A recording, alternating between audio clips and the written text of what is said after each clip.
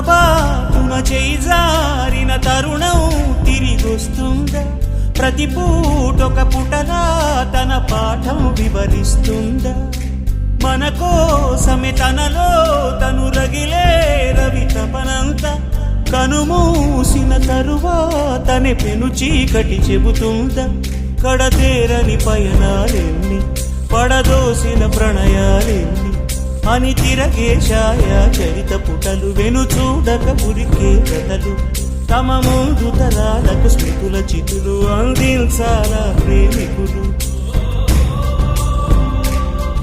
ఇది కాదే విధిరాత అనుకోదేం ఎదురీత. 10 నెలలు తనలో నిన్ను మోసిన అమ్మైనా అప్పుడో ఇప్పుడో కననే కలను అంటుందా?